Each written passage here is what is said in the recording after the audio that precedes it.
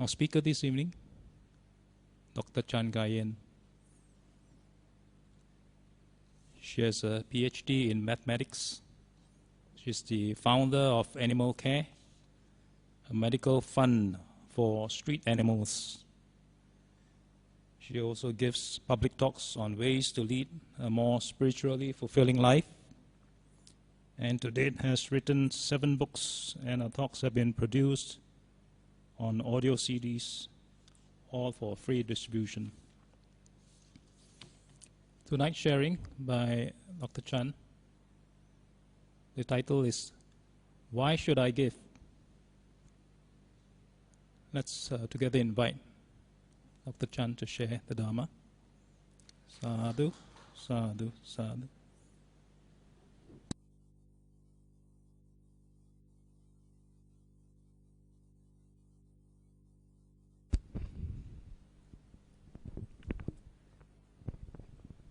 Thank you, brother. Good evening, brothers and sisters in the Dhamma. Thank you very much for coming for today's sharing. Just now, I think, when you heard Chief's voice, over there, it brings back a lot of memories, doesn't it? Yeah, because this is the place where Chief would give talks every week.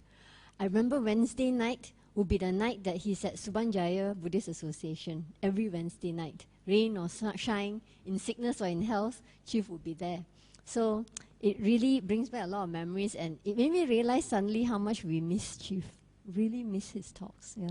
Luckily it's recorded, right? Thanks to technology. Right. I have been told that this series must begin with why should I? That is why all the topics is why should I? So I thought I'll just put one word there. So why should I give? In very simple terms, why not? Why not? Because late Chief always reminded us that life is uncertain, death is certain, right? We can go anytime. Even as I walk out of here, drive home, we can go anytime. So life is uncertain, death is certain, and when we go, what can we bring with us? What can we bring with us? Not even our body, right? We can't even bring our body with us. We definitely cannot bring all our assets, our properties, our riches, our wealth. We can't bring with us. We can't even bring our family and friends.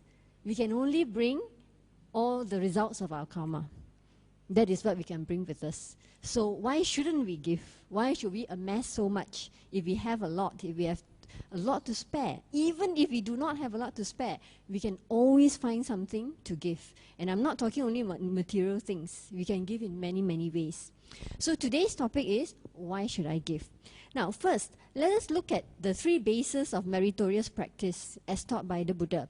This is the most basic of the Buddha's teachings. It's called the 3 bases of meritorious practice. The first is dana. Then comes sila and bhavana. Dana, the actual word, the Pali word dana means giving. But from a Buddhist point of view, it is not just giving for the sake of giving. It is giving generously. There is another word that describes Buddhist giving more accurately, and that word is chaga. C-A-G-A, chaga. Chaga means giving generously, giving from a generous heart. So I think when we talk about giving, the word dana is used very loosely, that's correct, but I think what it means, what the Buddha taught us based on his teachings, is to give generously. So if you want to be very technical about Pali terms, I think a more accurate term to describe Buddhist giving would be chaga. But never mind, we'll use those 2 words interchangeably. Okay, then comes sila and bhavana. Sila will be our precepts, so we have the 5 precepts. Bhavana will be mental cultivation. So we're not talking about sila and bhavana today. We're just talking about the first one, giving generously, dana or chaga. Now, if we look at the 10 paramis, the top of the list is also dana, generosity. Now, I think you know the history of the 10 paramis. Before the Buddha became Siddhartha Gautama, before he was reborn as Prince Siddhartha Gautama, many, many millions of lifetimes before that, when he was an ordinary person like all of us, he was already very spiritually advanced. He already cultivated himself spiritually. So he was reborn millions of lifetimes before he became Prince Siddhartha Gautama as this ascetic by the name of Sumedha. And he was inspired by the Buddha of that time. There was a Buddha during that time. He was inspired by the Buddha, and he made a vow, an aspiration, that one day he wants to become like that living Buddha of that time. Right? So he made that vow. And ever since then, life after life, he had been perfecting himself in these virtues called the 10 paramis. See? So this is what is reported in the commentaries, not the suttas, but the commentaries. So he perfected himself in dana, sila, nekama, and so on and so forth. These 10 perfections. So that's why it's called the 10 paramis, the 10 perfections. And again, top of the list is dana. Okay, generosity. So we can conclude from here that generosity, the practice of dana, is very much, very, very important in being a part of the Buddhist teachings. All right? So we have established that for now. Right. Now, in the course of doing dana, of giving, in my understanding, what is most important is the intention. You see, we can give, and people see us giving. Okay? It looks real good, we are giving. Like, say, we pass that donation box around here. Everybody gives something. Everybody puts something in that donation box. So, good evening, Venerables.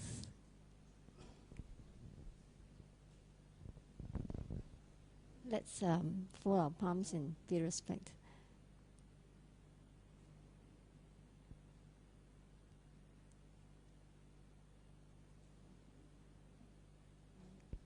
Good evening, Venerable Sirs. I seek your permission to share the Dhamma. Okay. Right. So what is most important in my understanding is the intention. Why are we giving? That is very important. So for example, if we were to pass that donation box around here, and everybody puts something in the donation box, so it looks like, okay, money. We put money in the donation box.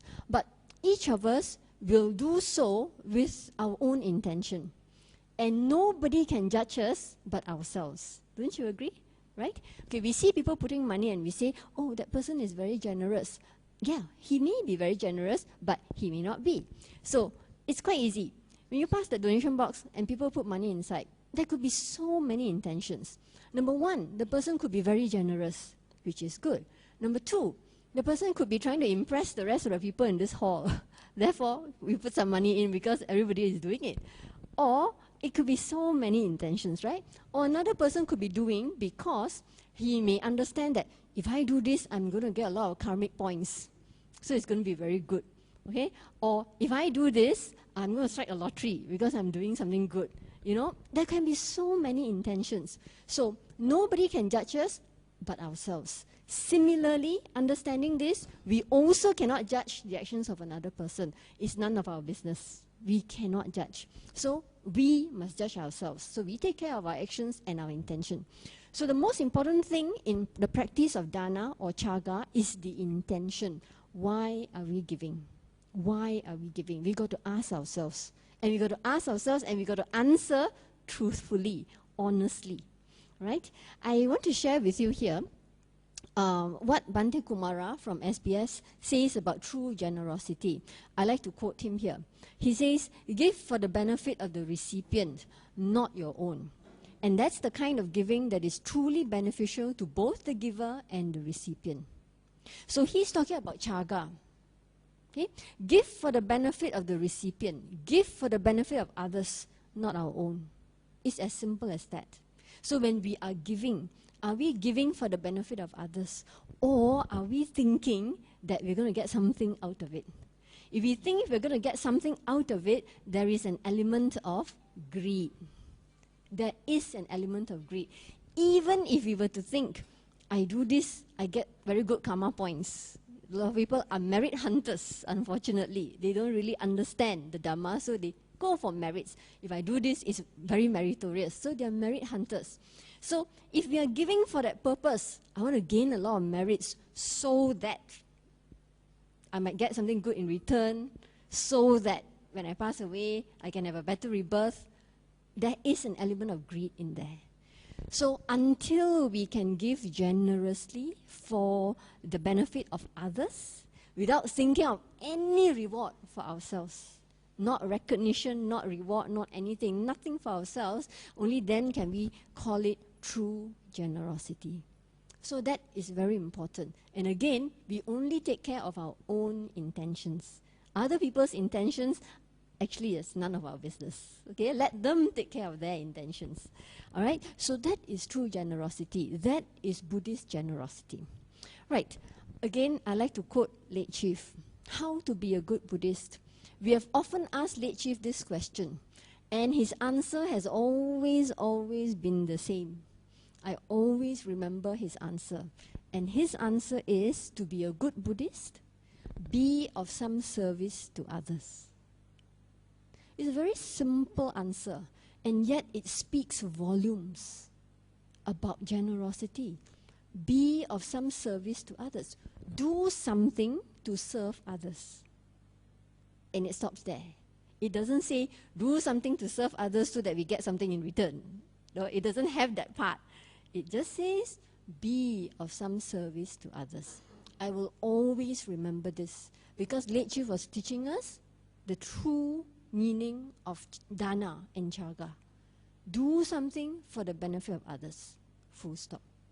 Okay, so he was reminding us to practice true generosity. Okay, now when we practice dana or chaga, what we are doing is we are also helping ourselves reduce the 3 evil roots in us. Now, what are the 3 evil roots? Greed, hatred, and delusion. Right? We know, we can quote greed, hatred, and delusion, but we really need to understand the meaning of greed, hatred, and delusion. Now, when we give generously, without any expectation of anything to return, in return, we are reducing our greed, which is a good thing, right? Because we are supposed to do things to learn to reduce the 3 evil roots in us, because all evil actions begin from evil intentions, right? It begins from evil intentions. And the 3 evil roots are greed, hatred, and delusion. So when we learn to give generously, we are reducing our greed, which is good. We are also reducing our hatred. Why? Just think about it. If a person is full of hatred, would a person give? Unlikely, right? If a person is full of hatred, full of anger, the person wouldn't feel like giving.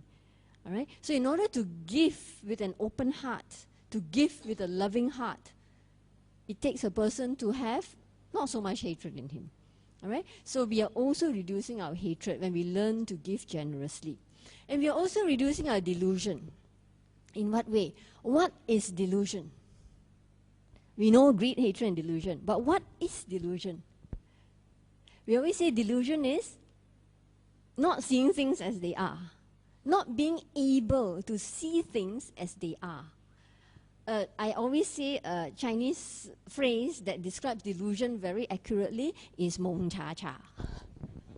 When you're mong cha cha, we're not seeing things as they are, right? That's why we're mong cha cha, right? So it's like our eyes are a bit clouded with dust, so we don't really see things as they are. So we are deluded in that sense. So when we do not see things as they are, we do not see impermanence. You know, we do not see a lot of the things that the Buddha taught us. We do not realize impermanence. We think whatever we have is ours, is going to be ours forever, and that is why we hold on to it and we're not willing to give.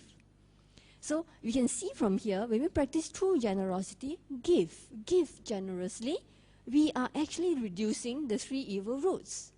So in return, it's good for us, right? But of course, we don't give for that reason. We give to benefit others. The side effect there is that it benefits us as well, okay? That is why Bhante Kumara says that's the kind of giving that benefits both the recipient and the giver, okay? So this is one of the good things that come to us when we practice true generosity. Now, let's talk about wealth here. I'm going to give you a multiple choice question here because we are very used to answering multiple choice question. Who is a wealthy person? I've got 3 pictures here for you. It's actually ABC.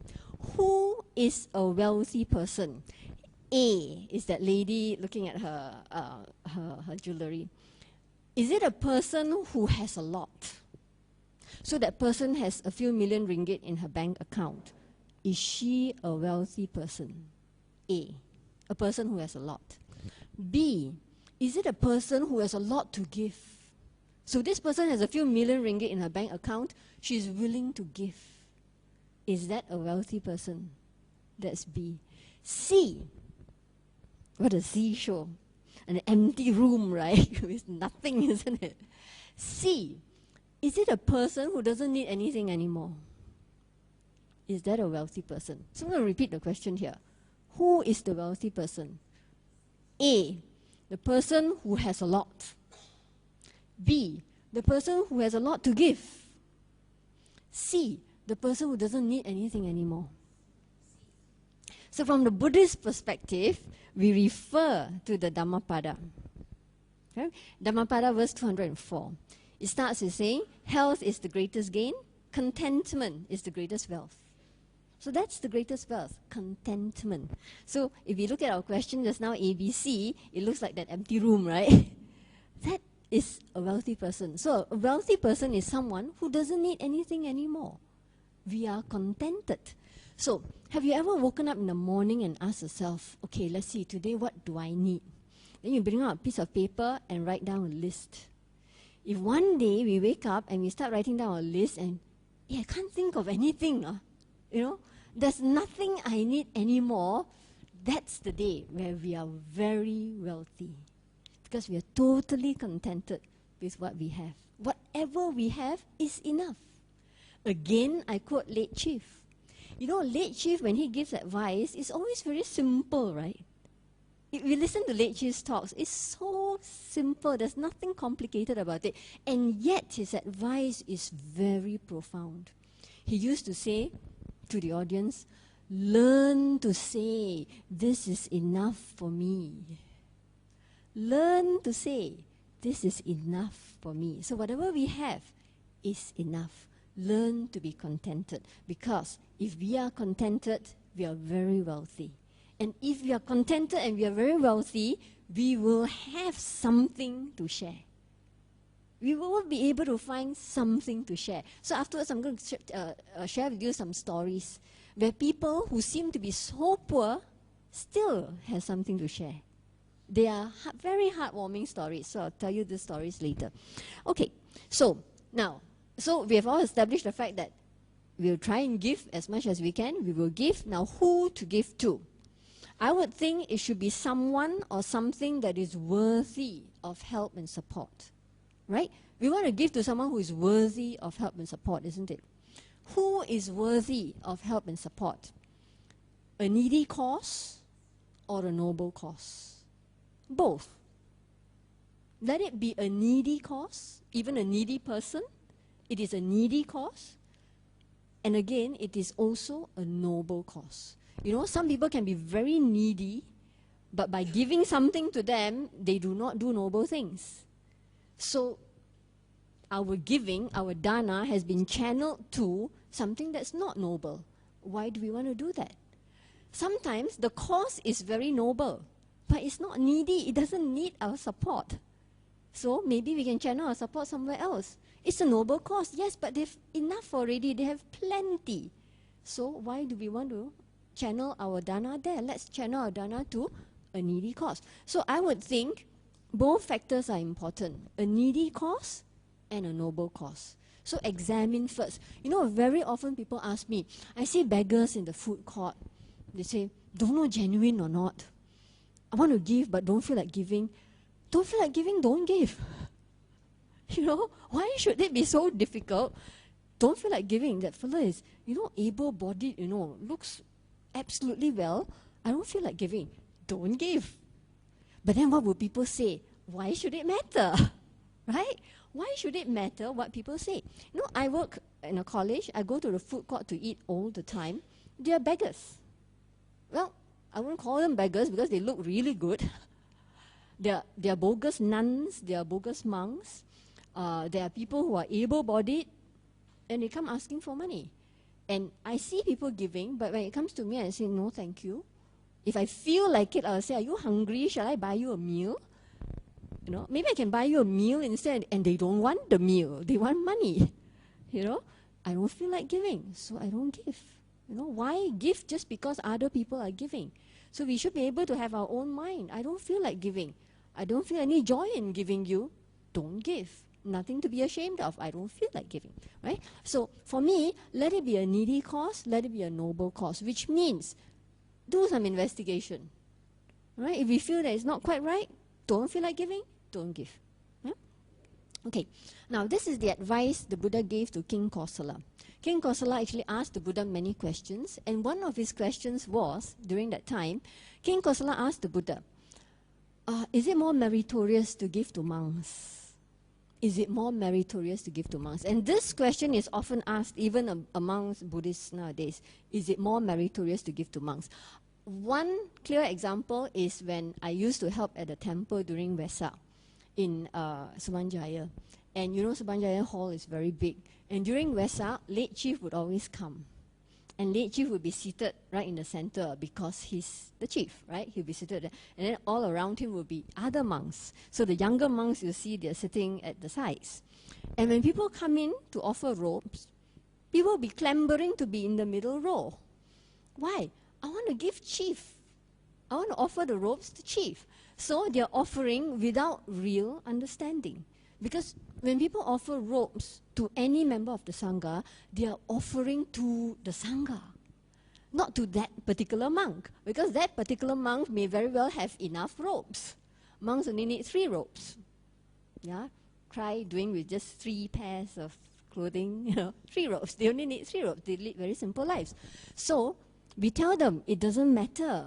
It doesn't matter who you offer the robes to. The robes will probably be sent to some poor countries anyway because our monks have enough robes. So we explain to them, no. Better if I offer to the chief. More merits. I get more merits if I offer to chief. So everybody is clambering for that main line to want to offer to chief reverend. Okay? So again, that kind of offering seems like there's some element of greed in there because more merits you offer to chief. There's some element of greed there. So again, that wouldn't be true generosity. So when King Kosala asked the Buddha this question, is it more meritorious to offer to monks? The Buddha actually replied, offer it to whoever pleases you. Let there be joy in your heart when you make that offering. That is the most meritorious. Now again, when you say meritorious, that is not synonymous with brownie points. Not synonymous with karma points. We are not collecting points. When we do good, we are not saying, this one how many points, this one how many points, that one how many points, More points if I offer to chief reverend, less points if I offer to a young monk, more points if I offer to this, less points when I offer to animals. Animals are always at the bottom, somehow.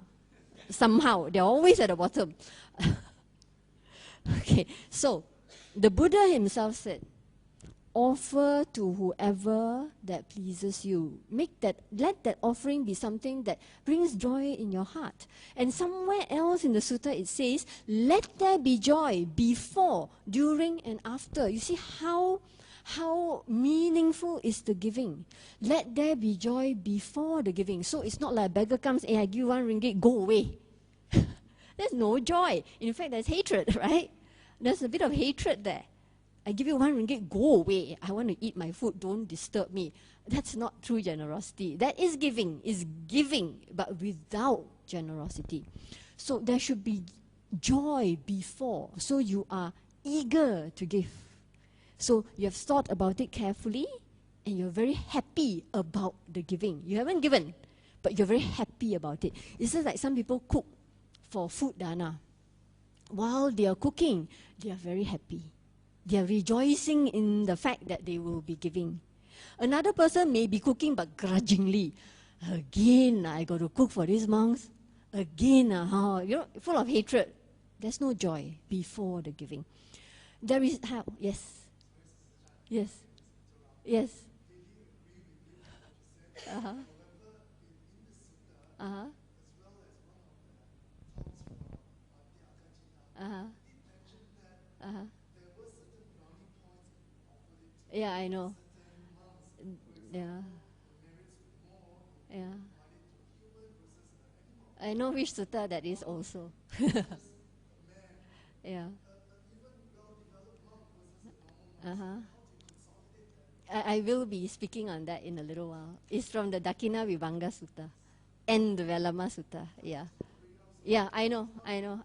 Yes, yes. I will address that. Thanks for reminding me. I will address that. Okay, so yeah, joy before the giving, joy during the giving. So when we are giving happily. So again, give 1 ringgit to the beggar to go away. There's no joy before. There's also no joy in the giving. In fact, there's hatred and anger in the giving. It go away, right?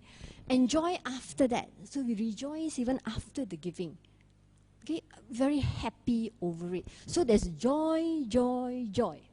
That's how joyous giving should be, right? So that's what the Buddha said. Give to whoever brings you joy. So if we are very happy about cooking food to serve the monks, let us do that, because we are happy doing that. If we are very happy serving old folks, we are very happy playing with the children in an orphanage, we are very happy helping at an animal shelter, that's where our happiness is. That is the most meritorious. Okay? So, now, coming back to what the brother said, might as well address it now, since it's fresh in everybody's mind, before I forget. Right. Now, when we look at the suttas, there are many things we need to understand. Now, the suttas were written down when? About 400 to 500 years after the Buddha passed away. In that 400 to 500 years, how was the teachings transmitted? By mouth. Verbal recitation. So it was transmitted along the way. It's something like, I whisper something into your ears. You hear me. You probably heard me, right? Then you whisper to the next person and it goes round in a room of 1,000 people. 400 to 500 years, The sutta went down, down, down, down, down. You know what the Chinese say, ka yim ka cho? That's bound to happen. It's human nature, isn't it? To ka yim ka cho, right? It's bound to happen, number one. I'm not saying that they did, but that can happen, number one. We also need to distinguish between the suttas and the commentaries, because the commentaries are written by people after the Buddha's time. Those are in the commentaries. So those are in the suttas, the 5 Nikayas, are supposed to be as close as possible to the Buddha's teachings. Okay? So whatever we read from the suttas, that's from my personal point of view, is that I will think about it. I will read it, but I won't take it word for word, I will think about it.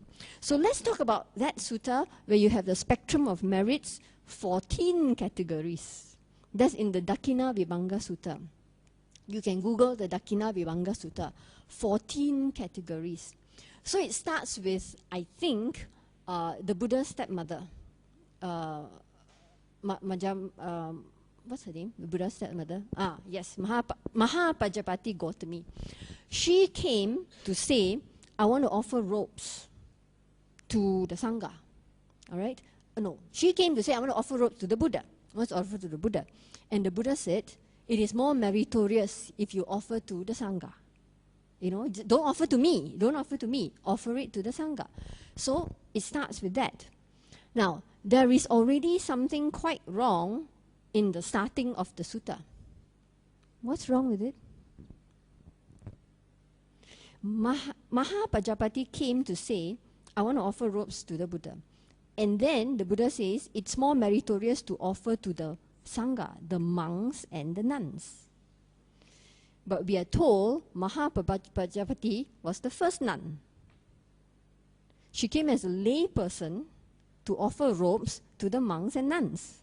So if she were the first nun, who are these nuns? So there's a discrepancy. There's already a discrepancy there. How did that happen?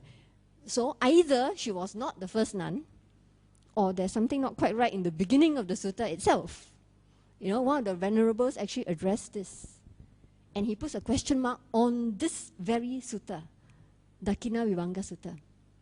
And then the Buddha proceeds to say, okay, it's more meritorious to... no, he didn't say it's more meritorious. He says the spectrum of merits is if you offer... It starts with bottommost is animals, as usual. Bottommost is animals. If you offer to an animal, you will get returns 100-fold. Then it increases by times 10, times 10, times 10, something like that. So it goes up and up and up until you come to the Arahants, then you come to the Buddhas. So there's a hierarchy there. Now, there are a few ways that we can interpret this sutta. Number one is, there's already a discrepancy at the beginning of the sutta, so we put a question mark there. Why is there a discrepancy? Number two, it may be referring to the fact that if we do dana, we offer to someone who is noble, that person can benefit from the dana and do more noble deeds. Therefore, the spectrum of merits will spread far and wide. It does not necessarily mean it is more meritorious, as in getting brownie points. It means it can spread further. For example, if you were to do dana to, say, a monk, okay, and that monk does a lot of charity, so your dana is translated into all those charities as well, you know. You support this monk, a noble cause, and he supports a lot of needy causes, right? So your dana is spread out to so many people. That monk goes out and gives talks. It benefits thousands of people. So your dana has a part in all this. So you can see the spectrum is very wide. Whereas you help a stray dog. The stray dog, of course, cannot give dharma talks, number one. Okay. The stray dog maybe can rescue a person from somewhere, and therefore, oh, okay, I'm part of that line as well, right? Or maybe the stray dog doesn't do anything, but you give the stray dog anyway. So spectrum of merits may be smaller. So that is one understanding that seems possible to me. So again, it's not about brownie points. And to me, it shouldn't never be about brownie points, because that's greed. That's greed. Unfortunately, people are greedy. People are greedy, so they want to understand it like that. But there's another sutta that makes more sense, and this is the Velama Sutta. It's V-E-L-A-M-A. It's the Velama Sutta. It also talks about something like what is most meritorious, and it has a hierarchy, but it only has 5. This one only has 5. Number 5 is food dana. You know, even during that time, people like to give food dana. So food dana is meritorious, but it's number 5. Number 4 is building a monastery. Now, let's think about it. Why is building a monastery so meritorious? Because a lot of good things come from the monastery. You spread the Dhamma through the monastery, right? A lot of good things can come from the monastery. That's number 4.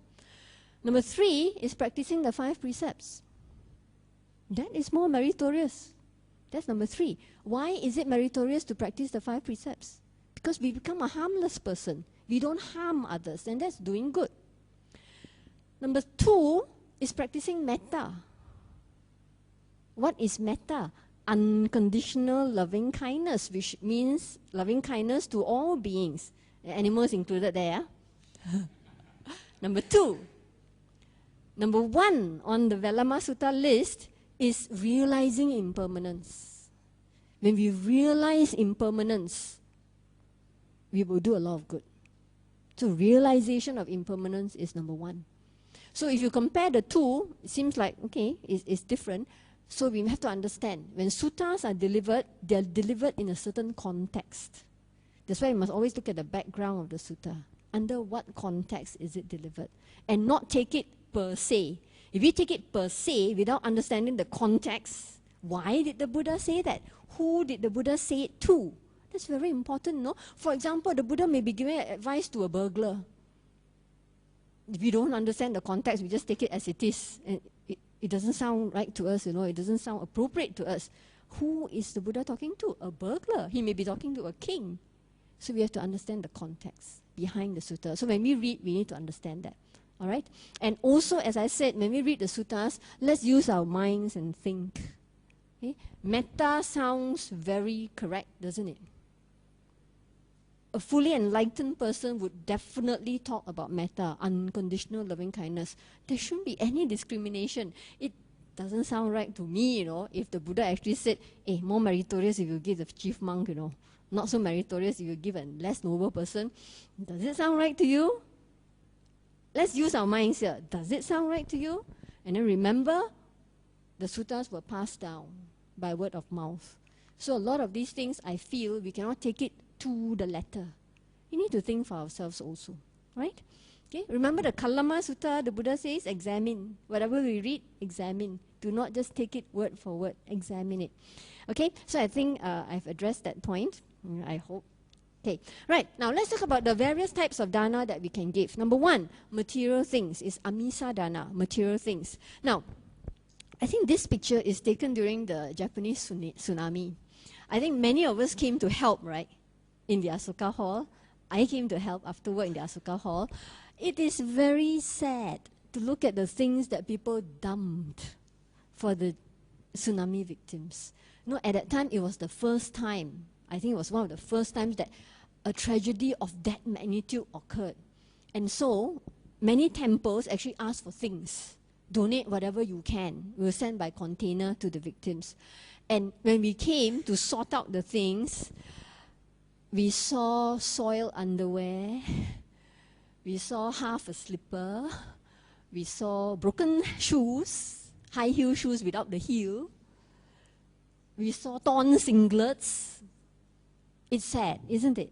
It's sad that people use this place as a convenient dumping ground. Oh, you all want things I can collect all the rubbish from home and just dump it here. And so we were sorting. And every day, a lot of the homemakers would be here sorting things out. And there were many things that was pure rubbish. So that is really sad. So when we give things, let's give useful things. I want to tell you some true stories that are very heartening. Very simple stories, but very heartening. When I was volunteering here to sort things out, I asked my friends in the neighborhood, I said, the temple is collecting things. Would you like to donate anything? I'll just take it for you since I'm coming here. So some people say, I've given already. You know, the normal, I've given, okay, fine. One lady, she is not even Buddhist, you know.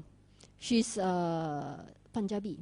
She said, I can't give you today. Can I give you tomorrow? I said, yeah, can. Tomorrow I'm going again. Why? She says, I have all these blankets, but they're in the storeroom. They're a bit dusty. I want to wash all of them first. I want to wash them and dry them. I'll give you tomorrow. Very simple gesture, but I was so touched, you know, that she even think of washing first. And here, when we come here, we see broken shoes, half a pair of slippers, soiled underwear, broken singlet. Okay, and here's another story. I had this friend who told me, can you go and buy ladies' underwear for me? I said, why? He's a man, you know. He says, can you go and buy ladies' underwear for me? I want to buy a lot. I said, why? He said, I figured all these ladies would need underwear. True, right? You're caught in the tsunami. You've lost your home. You've lost everything. He said, the ladies would need underwear. But I'm a man. I don't know how to buy ladies' underwear. Can you come with me and buy for me? And he's buying brand new underwear with the packaging and all. That's what he wants to donate. Now that's very heartening for me. Little stories that mean a lot, right? Okay. So when we give, let's give useful things. Always think of that. If we have the generosity to buy brand new things, that's good.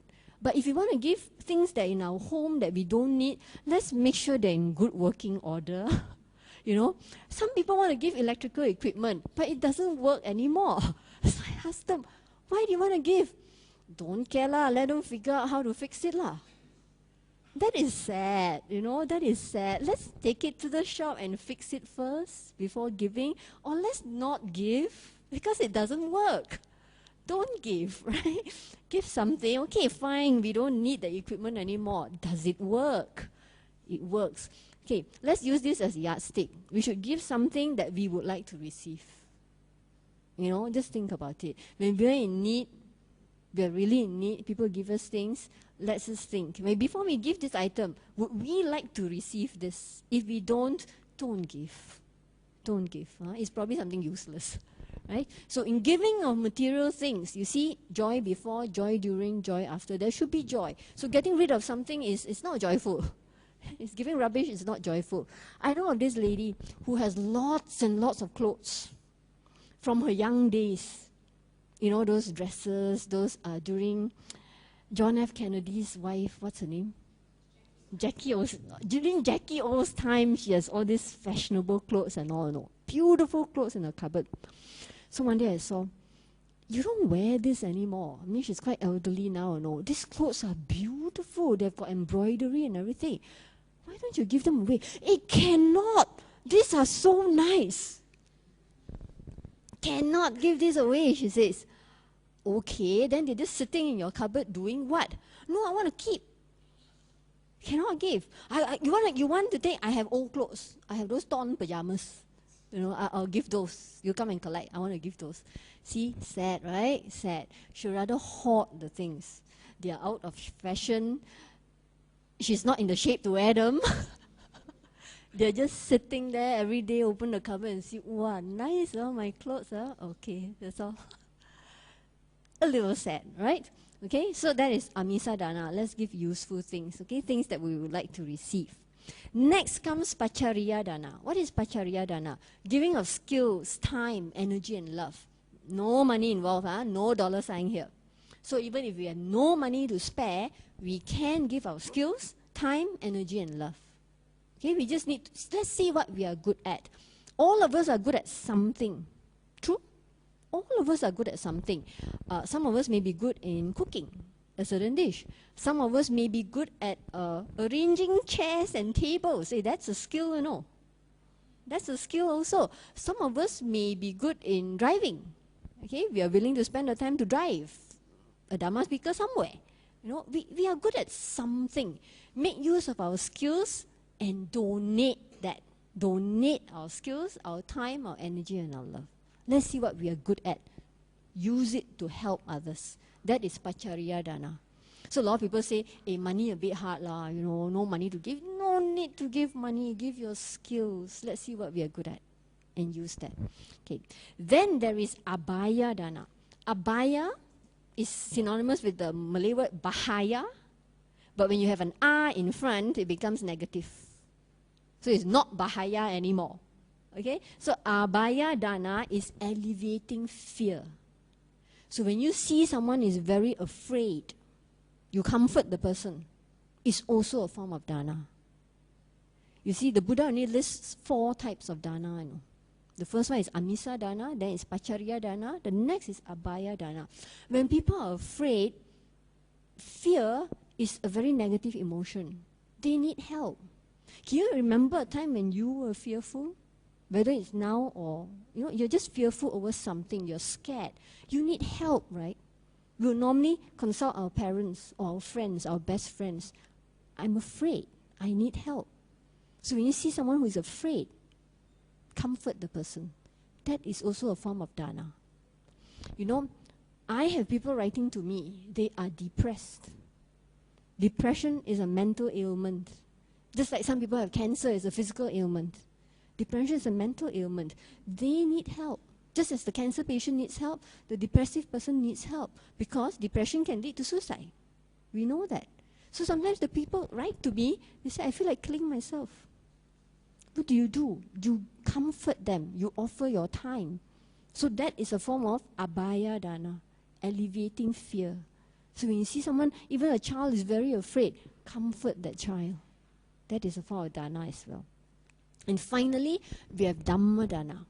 Now, very often people misunderstand Dhamma Dana as standing here, delivering the Dhamma. This is Dhamma Dana. Giving money to print books, that's Dhamma Dana. Yes, these are explicit Dhamma Dana. Delivering the Dhamma, yes, is Dhamma Dana. Printing books, yes, is sharing the Dhamma. But there's so many other Dhamma Dana. Wherever and whenever we practice the Dhamma, we set an example to others. We do a kind deed, we are practicing the Dhamma. We are setting an example to others, we are already doing Dhamma Dana. So Dhamma Dana is not only limited to this kind of explicit sharing of the Dhamma.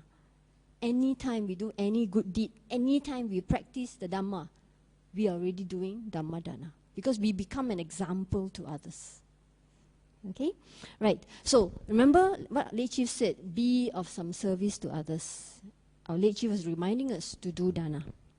Okay. Now, ranking of dana, I've already addressed this. So, there's no ranking of dana. Whether it is service, money, time, skills, or energy, there's no ranking. Do whatever gives us joy, remember? So if you don't find joy in giving money, don't give money. Give something else. Give service, time, skills, energy. We don't have time to give service, skills, time, and energy. We can only give money, then give money. Let there be joy in whatever we can give. Okay? And the ranking of dana, I was going to address this. I already addressed this now, yeah? The Dakina Vibhanga Sutta. So let's just think, will a fully enlightened person tell us there's an hierarchy here? That there are more brownie points if we give monks, second comes lay people, and then last comes the animals. It doesn't make sense to me. That a fully enlightened person would say that. It doesn't make sense. So I've already explained the spectrum of merits. Okay? Because when we give monks, they do a lot of good. So that dana is spread out really wide. So in that way, it's a spectrum of merits. Yeah? Okay. So we know who to give, if you want to give. Okay, now I want to share with you, again, simple stories, real stories. No, I don't want to tell you these fake stories or even stories from 2,500 years ago. I'll tell you stories now, dana by our friends. Now, Brother Liu Ban is my friend. He started Dhamma Aid Asia. Have you heard of Dhamma Aid Asia? Okay, maybe not. He has an affinity to help the Cambodians because he feels that the Cambodians have lost their birth religion, which is Buddhism.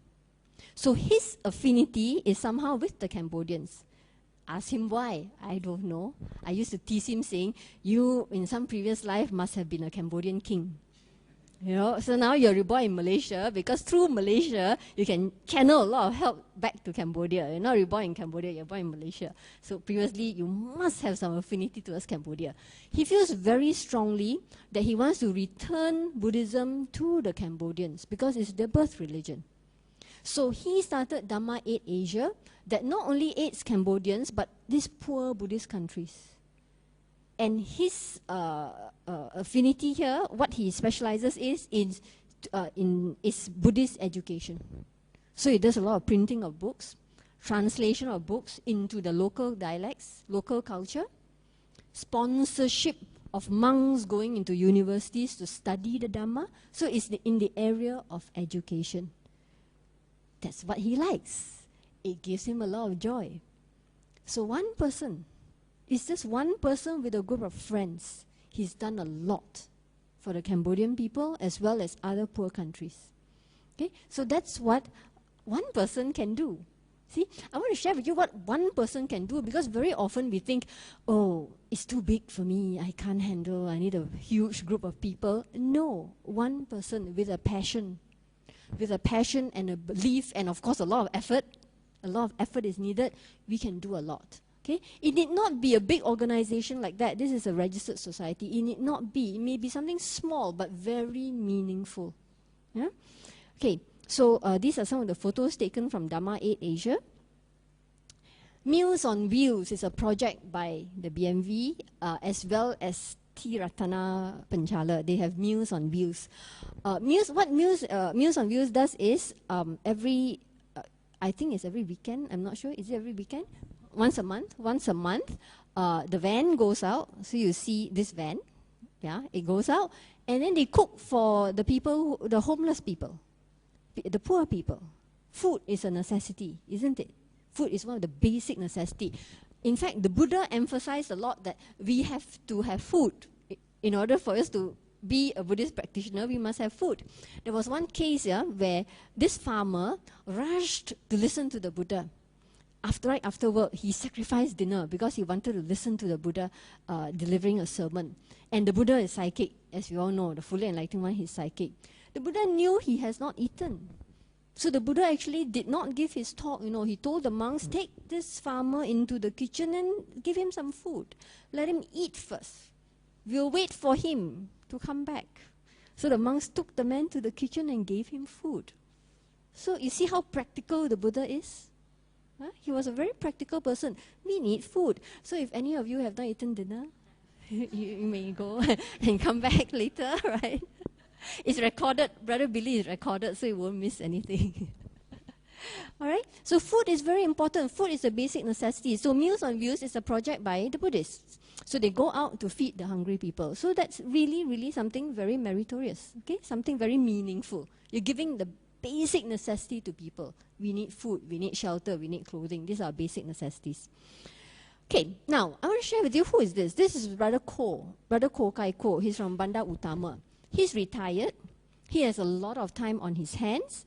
And what gives him joy is to share his time with the elderly folks and the children. So he does a lot of visits to old folks' homes and orphanages.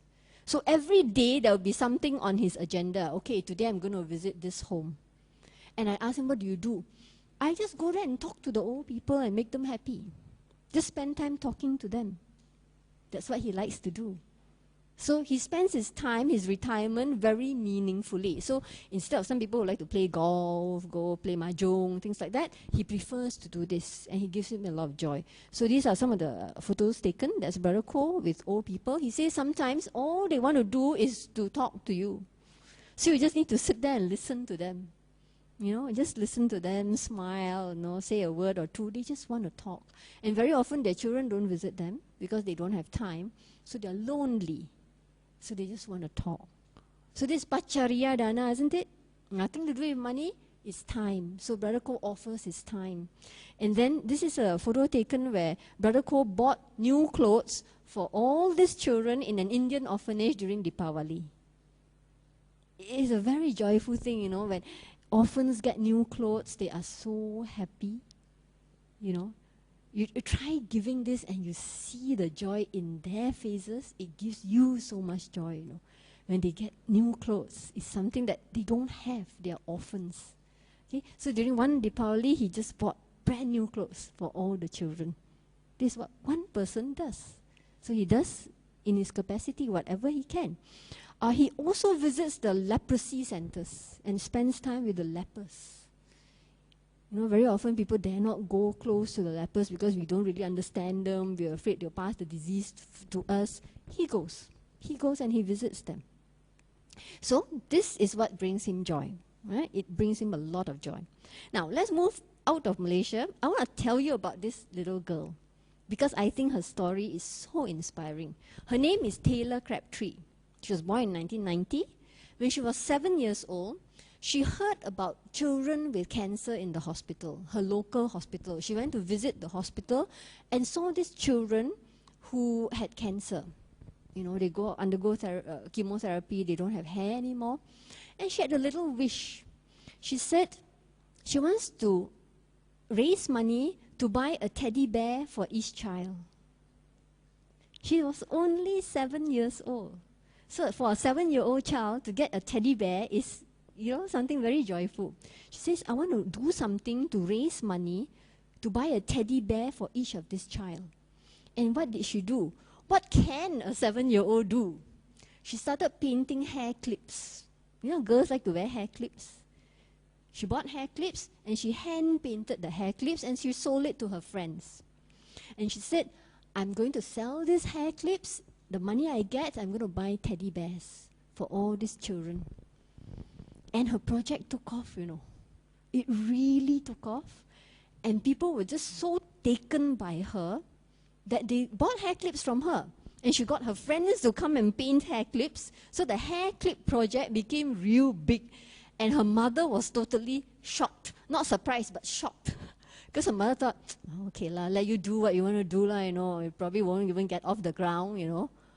It got off the ground. It became real big. And she bought a lot of teddy bears.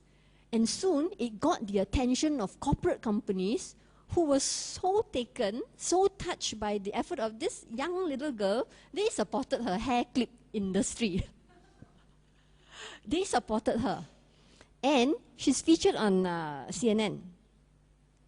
And on that date, I can't remember which year, she had raised enough money to buy 30,064 teddy bears. All started with a dream of a little girl. A 7-year-old little girl. So we often think, a 7-year-old, what do you know? This girl knew. This girl practiced true generosity.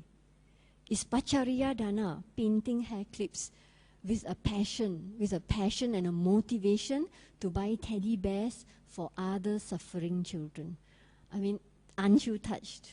Share this story with your children. Don't share it as in, you also must do, huh? No. Never say that. Never say that. Just share the story with them and tell them, isn't it wonderful? Slowly, it will get into their minds, When the time is right, they will do it. Okay? All right. So, her teddy bear industries, her hair clip industry is going on. It's still going on. So, a very simple idea, right? A very simple idea that came from a little girl. Yeah, very touching. And the teddy bears are given across the US to children's hospitals. And it came a time where the older cancer patients said, I also want a teddy bear. So she was not only giving teddy bears to children, she was giving teddy bears to the older patients as well. They said, I also want. How come you're only giving to children? We also want. So the teddy bears went to the older folks as well. One little girl bringing so much joy. Isn't that wonderful? Yeah? Okay. So now let's take a look at this moral universe. Where does suffering exist? We know there are 5 major realms. We have the heavenly beings. They are better off than us, so let's leave them be. They don't need our dana. They are better off than us. We have humans. We know they are suffering humans, so we do our best to help them. There are spirits and ghosts, which most of us cannot see, thank goodness. We cannot see them. If we can see them and we can communicate with them, maybe we can ask them, what do you need, so that we can help them. Right. So the best we can do for spirits and we share merits with them. Right? We think of them, we share merits with them.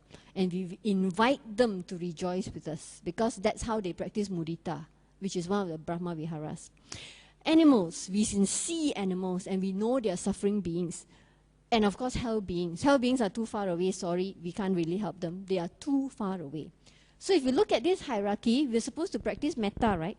Metta means unconditional loving kindness, correct? So let's try and help all those who are suffering in this hierarchy. The lower they are, the more they suffer. So who can we see? Humans and animals, right? So suffering humans, we help.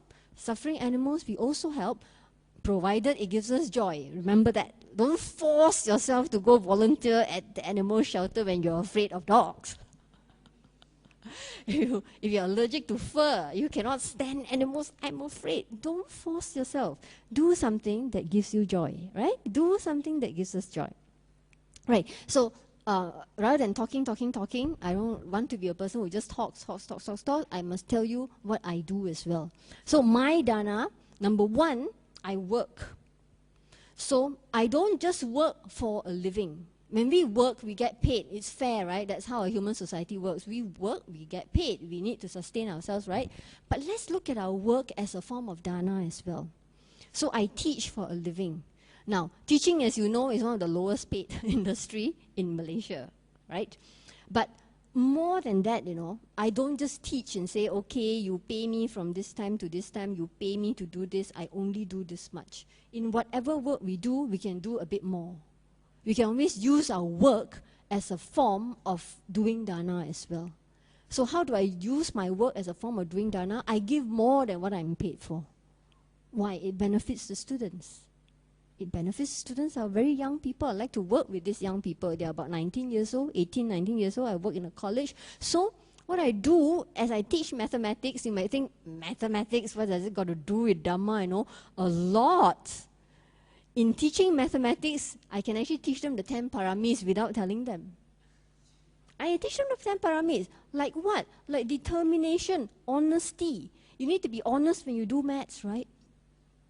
I'm teaching them honesty. I'm teaching them hard work. I'm teaching them determination. I'm teaching them a lot of the paramis, the perfections, the virtues. Not to cheat. I'm teaching them as well, all these things. So we can use our work as a form of doing dana as well. Let's look at whatever work we do. We can always do something good from there, something extra. So our work can be an opportunity to do dana as well. So we don't have to complain saying that, I got no time, my work takes up all my time, I got no time to come and volunteer at the temple, I got no time to volunteer in the old folks home, I got no time. Never mind, when we are at work, find an opportunity to do dana.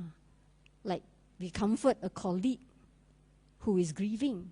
That's also dana, right? So whatever work we do, we can do dana there. Okay, then when I'm free, I share the Dhamma. And again, why do I share the Dhamma? Because that's all I can do. I'm hopeless in the kitchen. You know, when I first volunteered at the temple, they didn't know where to put me. They didn't know where to put me. You go help in the kitchen. I'm hopeless in the kitchen. I don't cook very well for one. Go there, peel potatoes. Okay, peel potatoes. Did it give me joy? Unfortunately not. Because I don't like working in the kitchen. Then next they told me, since you're no good in the kitchen, you go and help control traffic. So I went to help control traffic. And I didn't do a very good job at controlling traffic. Then I figured, why am I so silly? Why don't I just use the skills that I already have? And what skills do I have? I teach, right? I teach. So why not volunteer to be a Dhamma speaker? Because that's what I do. You know, I'm trained to teach, so why don't I just use my skills? So that's my point, you see. Dhamma dana doesn't have to be this. It just so happened I'm trained to teach. Therefore, I'm using my skills to the best of my ability. That's it. That's about it. Okay? And I write. Why do I write? Because I like to write. So I write and I share my experiences. So it might seem like, wow, you do so much Dhamma work. No, this is just what I can do. That's all. I cannot do other things. You know, there's so much more that other people can do which I cannot. Put me in an old folks' home, I don't know what to do. I probably don't know the dialect, so I can't talk to the old folks. Put me in an orphanage with children running all over the place, I don't know what to do. I don't have the skill. Ask me to teach singing to a bunch of children, I probably can't even get them to sit down. But some people have the skill, you see, right? Some people are just so natural with children, they have the skills, so use our skills. Use our skills and do what makes us happy and what we can do, right? But I feel very sorry for street animals. So I wanted to start something for them. So I started this. I started this charity for street animals with absolutely no experience in fundraising. Never done fundraising all my life. But I felt very sorry for the street animals. What the street animals need, of course, number one is food, right?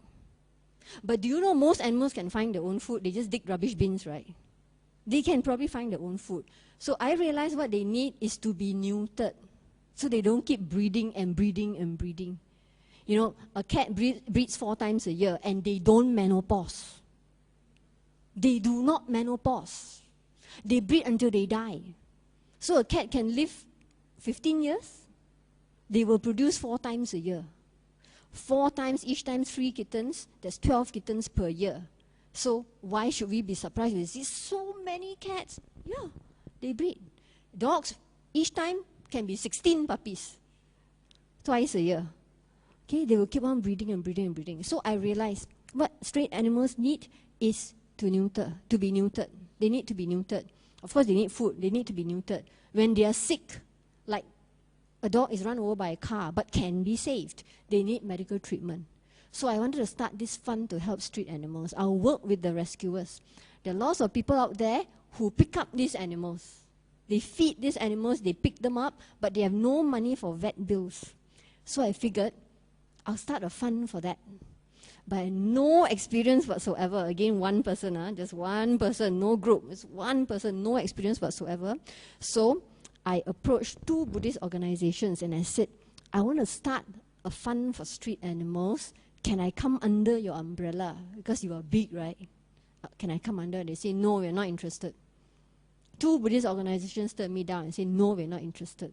So finally I decided, never mind, I'll do it myself. So I did it by holding a cardboard box. I asked Brother Chim, president of SGBA, I said, I want to do this, and Brother Chim is like one of the kindest person I've ever met. I want to start this charity, like this. Can I just use your temple as a platform to tell people what I want to do? So he sought permission from the EXCO. The EXCO says, yes, you can. Okay, you do your own charity, you tell the people what you want to do. So I held the cardboard box and I told people, I want to do this. No big ambition. My hope was, hopefully I can get enough money to help 10 animals for this year, the year that I started, 2009. My hope was, hopefully, I can get enough money for 10 animals. If I can do that, it will be enough. I'll be very happy. Keep your hopes low, you know. Keep your ambition low, then you don't get disappointed. So, of course, Buddhists are very generous, right? So, people donated, and we started helping animals. More and more people started asking for help, and more people knew about what we were doing because I have a blog. That's how you do in this age of technology. Whatever you do, you publicize. You tell people what you do. Because if we don't tell people, how will people know, right? We need to tell people what we do. So I have a blog. I tell people what we do. And the money came in. Thanks to the generosity of the Buddhists, the money came in. And that first year, instead of 10 animals, we helped 660 animals. Amazing Buddhist generosity. Without the generosity of the Buddhists, I won't be able to do this, right? I make the efforts, but we also need the funds. Let's be realistic, we need the funds. So thanks to all this, we managed to help 660 animals in that 1 year itself. And now from a medical fund, we have a food fund as well. We can buy pet food for these needy rescuers, people who can't afford to, they feed the animals, but they cannot afford to buy food. We have a food fund as well. We have a disaster relief fund as well. Like when the Thai floods happened, there was this organization helping the animals there. We were able to channel money to them as well, right? So this is ongoing. I have helpers. These are my volunteers. Whenever we have events, they come in and help me. But at other times, I run it myself. I registered it as a society, so it's legal. It's a society. It's very easy to register a society, you know. You need 7 people only. Just 7 people as a committee. You can start registering it as a society. So that is something legal, which is better, right? It's legal. So I have volunteers helping me, and volunteers come and go, which is fine. Nothing is permanent, right? We can't hold them forever. So I always tell them, you feel like helping, come. You don't feel like helping, it's okay. And the thing I've learned about managing something yourself, we must always be prepared to do it alone. The moment we depend on others and the others run away, that's when we are in trouble. So I've kept it really small. Small in the sense that I can manage it alone. Even without anyone helping me, I can still run it. And I have no debts, no liabilities. We do not owe anyone any money. All bills are paid immediately. That way, when we run out of funds, we can close. There are no debts. Okay? So we have no debts, absolutely no debts. All bills are paid. And from the Klang Valley, when I first started, it was only open to the Klang Valley. Only the Klang Valley. We now open to the whole of Malaysia. So we have rescuers from the whole of Malaysia applying for our subsidies. So we are helping animals in the whole of Malaysia. And again, one person. I want to share this with you to tell you that if you have a passion, you want to start something, you can do it. You can do it. Just copy this model and do it. You know, the support will come when we are transparent, when we are accountable to our donors. We publish everything, how the money is spent and all. People will support us. And the best thing I tell you, this is a blessing in disguise. Actually, I'm happy that the 2 Buddhist organizations turned me down. It was a blessing in disguise. Because if they had not turned me down, animal care would have been a Buddhist charity. If it were a Buddhist charity, some of the people from other religions will shun away. No, we don't want to have anything to do with you, you're Buddhist. You know, some people are sensitive, right? But because the 2 Buddhist organizations say, nope, we are not interested in your charity, I had to do it alone. And when I did it alone, I decided this is not a Buddhist charity. This is a charity. That's it. We are helping everyone. After all, animals got no religion, right? So when we're talking about Buddhist charity, animals have no religion. So I decided, nope, it's not a Buddhist charity. It is a charity started by a Buddhist. That's all.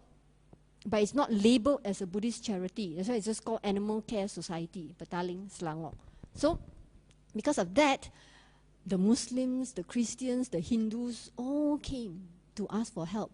So we are able to help people of all religions, races, and the animals, which is in the true spirit of metta, isn't it? So there's no discrimination. So you see, the thing is, everything works out, right? You know, when the two Buddhist organizations, and I'm talking about big organizations, when they turned me down, I was so sad, you know. I was so sad. I was thinking, why? I have this thing, you know, I want to start. All I'm asking is some support, some help. I have no experience in fundraising. I don't know what to do. Why can't you help me? This is in the spirit of metta. And I asked them at that time, do you see any Buddhist charity for animals? And yet we talk about metta, metta, metta. They say, no, we are not interested in your charity. You want, you're going to do it yourself.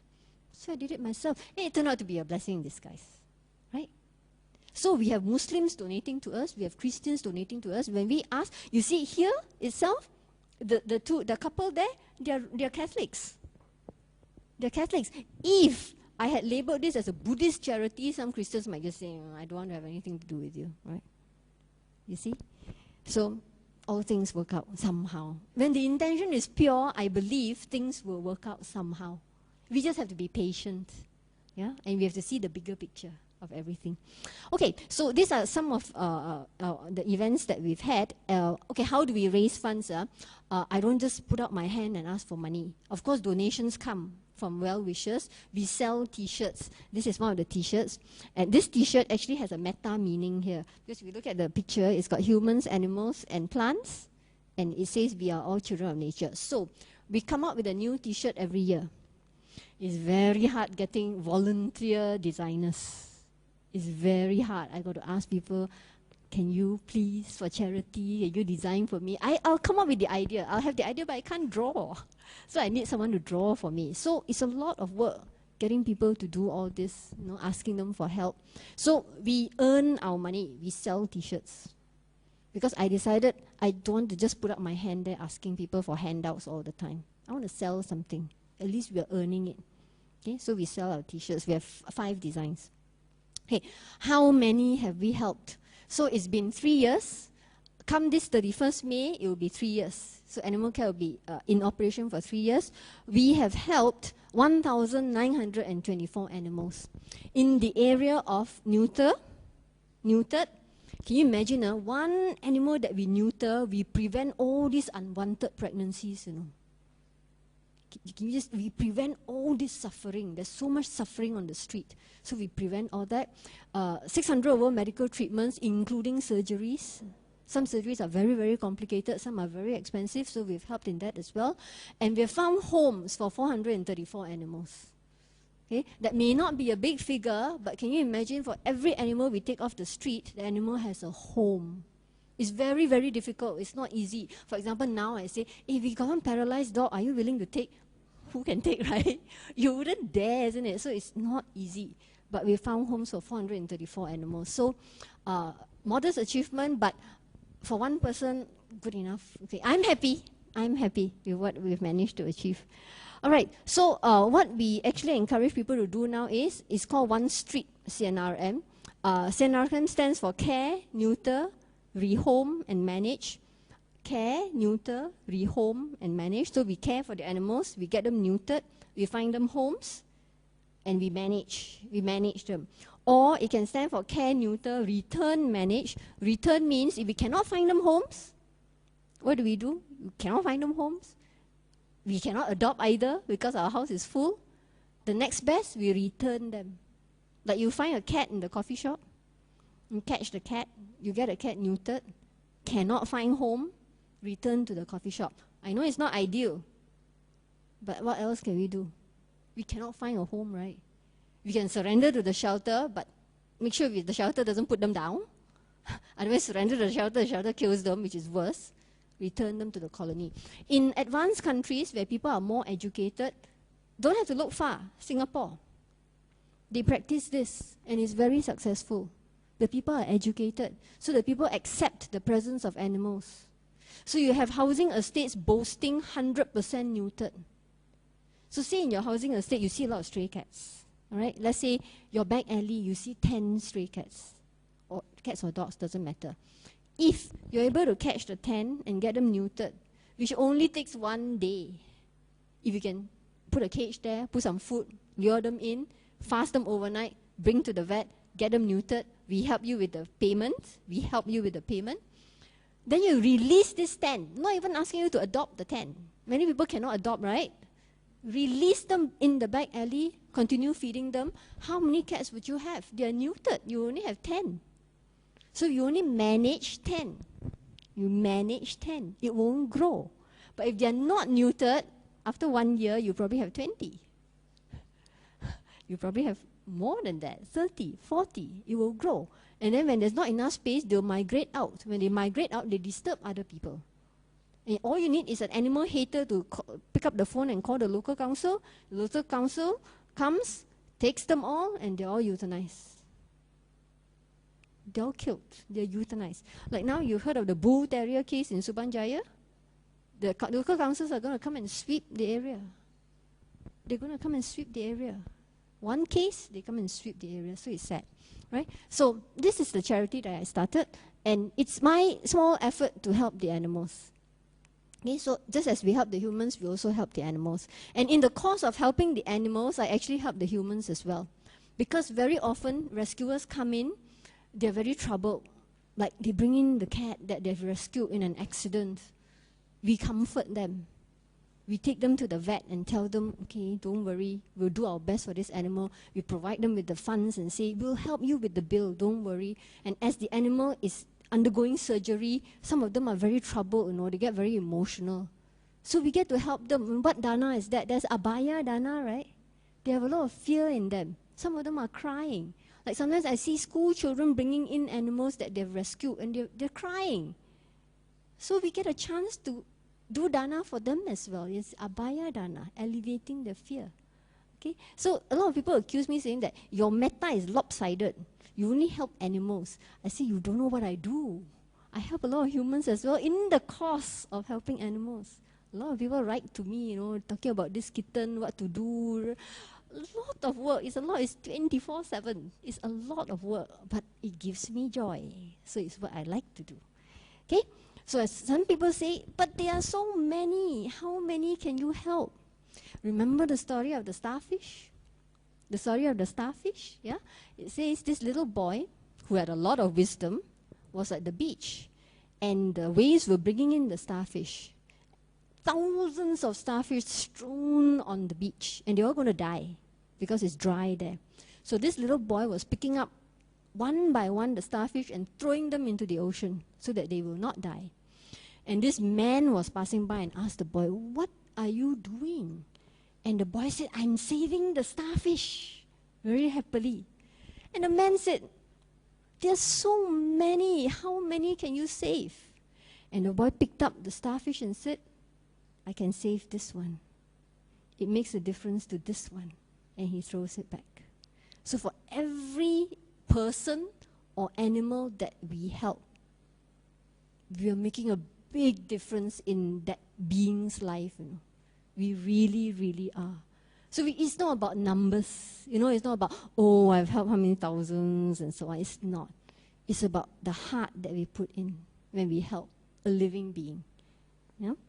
Okay, so now as we end this talk, I want to share with you just 2 quotes from the Buddha. This is from the Anguttara Nikaya. It says, even if a person throws the rinsings of a bowl or a cup into the village pool or pond, thinking, may whatever animals live here feed on this, that will be a source of merit. What it's trying to tell us is that never underestimate even the smallest gifts. Some of us can do small things, but it may not be small. If we throw the rinsings, after eating there's some rice, we just throw it, but with a good intention. Maybe some of these insects will benefit. It will make a big difference to that insect's life. Maybe that insect is the next Buddha. Again, we shouldn't be thinking of that. Hey, I'm helping you because you're the next Buddha. So I get a lot of brownie points. You are the next Buddha. Shouldn't be doing that. We should be doing because we want to help. And this is as much as I can do. I can only do this. Do it anyway. Because the next day you might be dead. And we don't have a chance to do some good. So every chance we get, do it. And the final one I want to share with you is from the Tivutaka, which is very meaningful. It says, if beings knew, as I know, the results of giving and sharing, even if it were their last bite, their last mouthful, they would not eat without having shared. It's very meaningful. This is true charity. It says even if it's our last mouthful. Now this mouthful means a lot to us. We are hungry, but we see a starving being there. Let's just share this last spoonful anyway. You know, it's like an English saying. It says, a bone to the dog is not charity. Because we don't need the bone. So we throw it to the dog and we think, see, I'm doing charity. You know, I'm giving all these bones to the dog. It says, the bone to the dog is not charity. It is only charity if we need the bone as much as the dog. That is what it's saying here. Even if it is our last mouthful, we are willing to share. It means, I need this so much, but since you are also suffering, let's share. If we can do that, we are really, really generous. So my last story is a story that I read from the newspapers many years ago. It happened in Penang. This journalist was doing a survey on beggars. At that time, before DAP took over, Penang was full of beggars. So there were a lot of beggars in Penang. So she was there every day observing these beggars, you know. You know how they sleep on the street and all that? There was this beggar woman. She had 3 children tagging along with her. They sleep on the street. So every day what she does is she goes to all the coffee shops and she collects the remnants, all the leftover food that people leave behind. She collects them and then she comes back. She divides it into 5 equal portions. 5 equal portions. There are only 4 of them, right? She and her 3 children. She divides into 5 equal portions. 1 for herself, 1 for each of her children, 1 for the stray dog nearby. There's a stray dog that sleeps nearby. This is a beggar woman. Probably never attended any Dhamma talk, never read any suttas before, probably uneducated, never went to school before, but yet there's charity in her heart. Does she need the food? Of course she needs the food. Does her children need the food? Of course they do. And yet she finds it in her heart to give 1 portion, equal portion, to that stray dog. Because the stray dog is also suffering. Now that is so touching, isn't it? Which means to say, all of us have got that charitable heart. But in many of us, we are very deluded. So we sometimes forget. Sometimes we forget. Sometimes it's so clouded that we don't even know it. But this beggar woman knew it. And she is practicing what the Buddha says here. Even if it is your last mouthful, you would not eat without having shared. So with that, I end today's talk, and I hope all these stories have been beneficial to you.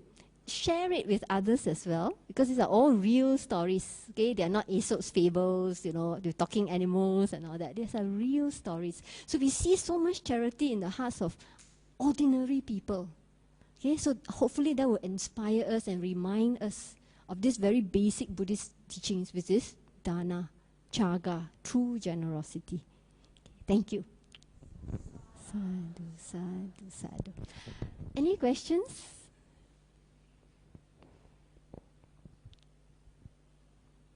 Any sharing? Yes, sister. Okay. I'm praying very hard that they will not put the poor dog down, because it is a case of, number 1, irresponsible pet ownership. That's how the dog escaped, you know. Number 2, this breed is banned. So legislation, right? How come the enforcement people did not take care of all these things and, you know? Sorry? Yeah, breeder. Could be backyard breeder. Because this breed is banned. The bull terrier is banned. And yeah. They probably get it illegally, which means enforcement problem, right? It's an enforcement problem. So it is actually humans' fault. Definitely humans' fault. And we are praying very hard that the poor dog will not suffer. Because the bull terrier is very friendly to humans. And dogs will only attack when they are provoked. Dogs attack when they are provoked. See, many people don't understand. Even when this case happened, a lot of people wrote to me. And some people get very defensive. They said, now when I go out, I'm going to hold a stick. I told them, yeah, you're inviting yourself to be attacked by a dog when you hold a stick. You see, why do animals attack, you know? A few reasons. Number one, they sense fear in us. If we have fear, I always tell people, if you have fear, do not approach an animal. Because an animal's sixth sense is very strong. They can sense fear in us. My dog bullies people who are afraid of him. My dog is a small little dog. He's very old. He bullies people who are afraid of him. So when people come and say, are you afraid of dogs? If you're afraid of dogs, I'm going to keep mine. And you don't approach my dog. Because animals sense fear. Fear is a negative emotion. So when they sense a negative emotion, what do animals do? They defend themselves first, and some of them will attack first. So there's fear. So we must understand how animals think, you know. So when we have fear, we do not approach the animal. Don't try to be gung-ho and say, see, I'm not afraid, and we approach. Number two, the animal is provoked. How do we provoke an animal? Sometimes a simple thing like that, the animal gets angry, you know. Yeah. Or even if we have thoughts, animals have sixth sense. The sixth sense is very strong. Even we have thoughts of hatred in us. I challenge you, I'm holding a stick. It might just make the animal attack us. So when people, this smart Alex tell me, now I'm going out with a stick, I feel sorry for them. You might just be attacked by another dog if you go out with a stick, you know. You know, Buddhist teaching, what is it? Loving kindness, isn't it? It's loving kindness. I have encountered many, many dogs in the course of doing all this work. We went to the pound, the dog pound, to rescue dogs that were about to be euthanized. These dogs were so angry, they were frothing at the mouth. White froth coming out of the mouth. They are about to kill people because they're so angry with the pound workers. We saw how the pound workers treat them. They take big sticks and hit them. Of course, the animals are angry, right? So there was one case many years ago. I borrowed this lorry, my brother-in-law's lorry. We were going to take out all these dogs from the pound because the pound was going to euthanize them all. So we wanted to save them. So I brought a lorry. After we arrived, we told the pound workers, we are taking all these dogs out. We're going to relieve your duty. We are taking them out. So we said, can you help us load these animals onto the lorry? They couldn't get the animals because they were frothing at the mouth. They were going to kill the pound workers. They hate the pound workers so much. So finally what happened? There were 6 ladies, all small size like me. We went inside to carry the dogs out. We went inside. They were frothing at the mouth. But when they saw us, they did not froth at the mouth. They let us carry them. We carried them. We talked to them in our own language. English, Tamil, Mandarin, whatever. It's not like they understand the words. They understand the thoughts. So we calmed them down. We knelt down so that we are at the same level with them. You know, not over them. That's threatening, you know, to an animal. So we knelt down, same level as them. We talk to them as though they understand what we are saying. They're reading our minds. Animals can read our minds. We carried them up. And the pound workers were, how do you do that? You know, and then some of them asked my friend, your friend can talk to animals. It's not that. It's not that. It is the basic Buddhist teaching of loving kindness. Animals can sense it that you want to help them. That's what we do. We are using the teachings. So the teachings is not divorced from our daily life, you know. We actually use the teachings. In the course of doing whatever we do, we use the teachings. Like sometimes, last time I used to bring my dog out for a walk, and these strays will come, you know, challenging. You know, male and male, they will challenge. They come running, you know, like they're going to attack my little dog. All I do is, may you be well and happy, very sincerely, no fear. The moment we have fear, we are inviting trouble. So we have our practice of metta got to be so strong that we have no fear. And how is it that we have no fear? That metta is so strong. There is no more fear in us. So that's what I do. May you be well and happy. The dogs come running, and then they turn back. They go away. Many times. Many times. So it is the practice of metta again. I remember my experience at the pound, you know, the one I was telling you about. Initially, when we saw those dogs, there was fear. They were frothing at the mouth, you know, snarling, and huge dogs. There was a lot of fear. But our deadline was 3 p.m. We were told, you don't get these dogs out at 3 p.m., vet is going to come and kill them all. So the urgency there drew out all the fear. You know, the urgency to get them out, you know. All the fear went off, and it was just that compassion to help. We want to take you out to save you. So, no fear. There was no fear. We just entered, come what may, just entered, we carried them out. One by one, we carried them out. You see? So, that is why I really believe in metta. Metta really, really works.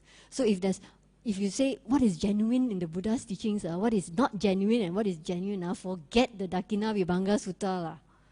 I would say metta. You test it out, it works. Not only with animals, with angry humans also it works. Yes, brother, you wanted to ask something. Uh-huh. Mm-hmm. Mm-hmm. Mm-hmm. For me, it doesn't. It doesn't. Because the donor has all good intentions. So it didn't turn out the way that you wanted it to turn out. For example, you think your mother needs something for her birthday. You're so happy, you know, you make plans, you go to all the shops and choose these best herbs for her or something like that. And during the giving, you're so happy, you know, everything is fine. Then your mother says, I don't even need this, why you buy me this? Give it to someone else. Then you're really disappointed, right? So does it negate your good intentions? It doesn't, because your intention was good in the first place. Or it's only that person didn't receive it in good faith. So I think it's on that person, not on you. I mean, you did everything with good intentions, right? Yeah. So again, we cannot control what other people do. We cannot control what other people feel. We can only do things with good intention. It's as simple as you see a blind person. There's a blind school here, right? You see a blind person there.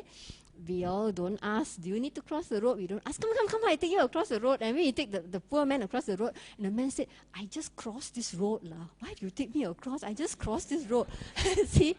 So, okay, the intention. What is the intention? Good intention, right? Good intention. Wanted to help the blind man across. We thought we were doing the right thing. This is a case of mong cha cha. We are deluded.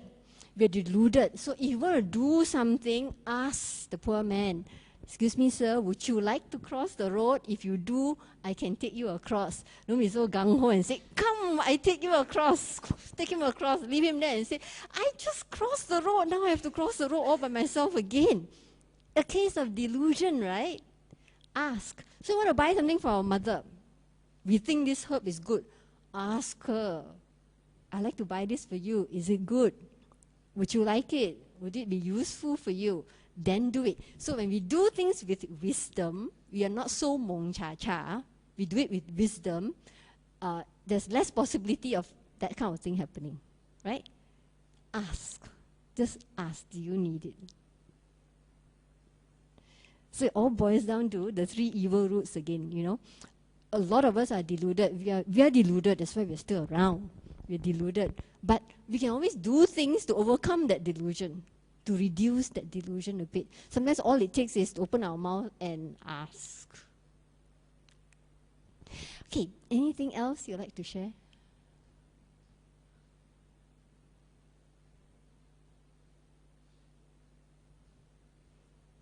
No?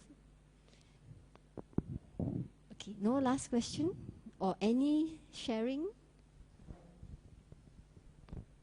One last sharing. Yes. This videotape will be posted on the Facebook of Buddhist Mahavihara, so spread it around, please. Thank you very much. Thank you, Brother Billy, for all your efforts. Let's give a big sadhu to Brother Billy. Sadhu, sadhu, sadhu. Thank you very much. I'm deeply honored. I really am. Okay, anything else? We see there's a cat here listening to the Dhamma as well. Dhamma cat. Yeah, I know. Yeah. He's always here. He's always here. I've noticed him. Always here. Yes. You never know. He might be listening to the Dhamma. You never know. Yes, I think so.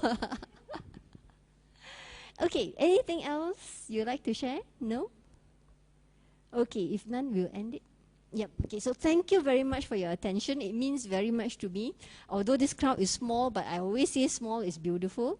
And our chief, last time when he gave talks, even if there were 3 people there, he would still give with all his enthusiasm. So I'm very motivated by that. So crowd size does not matter. Thank you very much, and I'll see you the next time. Thank you. Sadhu, sadhu, sadhu.